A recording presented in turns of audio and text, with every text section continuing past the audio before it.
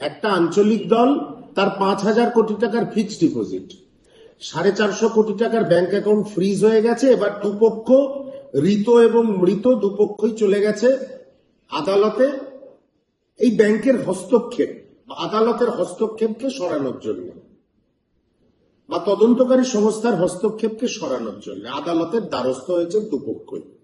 আমার একটাই বক্তব্য, এটা অন্য একটি রাজনৈতিক দলের বিষয়। তারা তাদের টাকা, সেই টাকা সাদা না কালো, কিভাবে তারা টাকাটা এনেছেন, এটা ইলেকটোরাল বন্ডের মাধ্যমে এসছে না কোনো ব্যবসায়ীর কালো টাকা, এটা কিন্তু সম্পূর্ণভাবে সেই রাজনৈতিক দলের সম্পূর্ণ কর্তব্য তদন্তকারী সংস্থার সামনে, বাংলার মানুষের সামনে, ভারতবর্ষের মানুষের সামনে তুলে ধরা। দুপক্ষ মারামারি করুন টাকার জন্য মারামারি হবে, এটা স্বাভাবিক। দুপক্ষই প্রমাণ করতে চাইবেন তারাই আসল তৃণমূল, সিম্বল নিয়ে মারামারি হবে, টাকা নিয়ে মারামারি হবে। কিন্তু এখানে একটা কথা আছে, যেহেতু মূল দলটার মালিকানা মমতা বন্দ্যোপাধ্যায়ের আর ঋতব্রতরা হচ্ছে একটা ব্রেক অ্যাওয়ে গ্রুপ, সেই জন্য মমতা বন্দ্যোপাধ্যায়ের কিন্তু এটা দায়িত্ব প্রমাণ করা টাকাটা কিভাবে এসছে, এই টাকার যে উৎস তার কতটা স্বচ্ছতা বা আমরা যাকে বলি ট্রান্সপারেন্সি।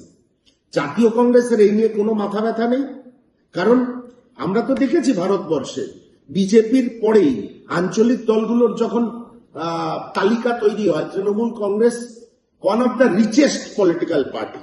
তাহলে মমতা বন্দ্যোপাধ্যায় তো বলতে হবে তদন্তকারী সংস্থাকে যে কতটা স্বচ্ছতা এবং ট্রান্সপারেন্সির সঙ্গে এই দলের তহবিল তৈরি হয়েছে।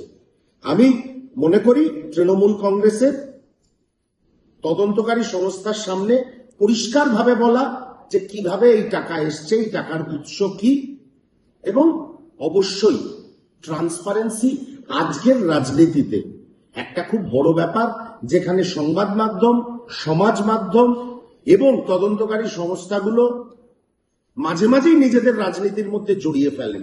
তা আমি আশা করব মমতা বন্দ্যোপাধ্যায় প্রমাণ করতে পারবেন এই যে টাকা ফ্রিজ করেছে তদন্তকারী সংস্থা, এর উৎস পরিষ্কার পরিচ্ছন্ন, এবং বাংলার মানুষের সামনে মমতা বন্দ্যোপাধ্যায় সৎ সাহস নিয়ে তুলে ধরবেন তার টাকার বিষয়টা।